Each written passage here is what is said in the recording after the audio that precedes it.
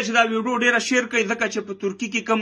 3 ورځې مخکې زلزله شوې وه د ترکیانو نه علاوه زموږ ډېر افغانانو خپل ژوند د لاسه ورکړی او شهیدان شوي څوک وایي 100 افغانان شهیدان شوي څوک وایي 1000 دي او ډېر د ځمکې لاندې پراته دي بلډینګونه کې نښتي او نور کوم افغانان چې هلته پاتې دي هغې هم د سخت مشکلاتو سره مخامخ دي نو په دې باره کې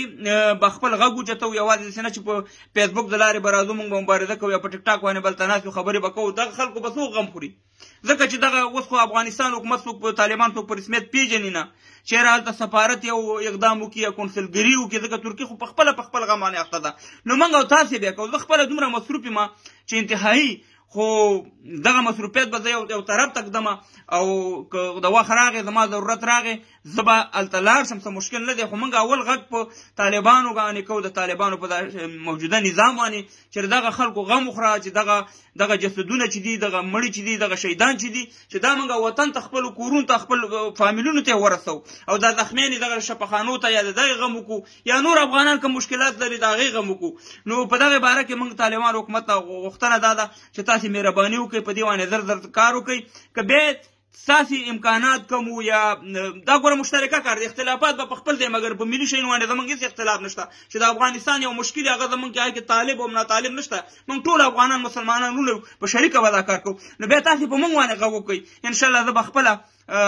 تاسې مې پیژنئ پاچا کامول نومیږم او دلته په انګلینډ کې ژوند کوم په انګلستان کې زما واتساپ نمبر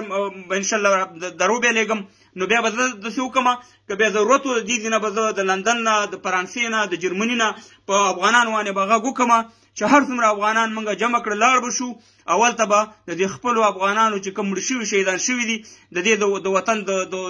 تګ دپاره به امکانات برابر کړو که پیسې لګېدي پیسې به په شریکه راغونډې کړو خو یوازې زما په ما نه کېږي یعنې دا مشترکه کار دی ټول به راسره دا اواز بدرګه کوئ خو اول زموږ دا د حکومت کار دی د طالبانو چې د دې افغانانو غم وخورئ چې هلته مړي پراته دي زخمیان دي او ځکه چې ترکیه په خپل غم اخته ده د خپلو خلکو په غم کې ده نو زموږ د افغانانو به څه غم وخوري نو یو خو دا دی چې کوم د یوروپ نه موږ کوم کسان ځو هلته بیا دا نشه چې دا به ګنې په ترکیه کې پټ شي ځکه موږ سره د برطانیې پاسپورټونه دي د جرمني پاسپورټونه دي د فرانسې پاسپورټونه به وي انشاءالله داسې مشکله نشه ګنې چې ترکیه حکومت به موږ باندې بېدبار او نه موږ ته